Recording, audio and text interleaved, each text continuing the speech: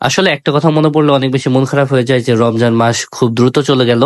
আর হচ্ছে আমরা সবাই মিলে ইফতার করতাম, সবাই মিলে একসাথে হয়ে যে সময় কাটাতাম, এটা আরো সবার আগে বেশি মিস করব। এদিকে তানভীর আর জনিম আবার সেই সকালে আসে চুল আর দাড়ি সাইজ করার জন্য। ও মা আয়সা দেখে যে তানভীর আবার চুলে কালার বালার দিয়ে একাকার অবস্থা।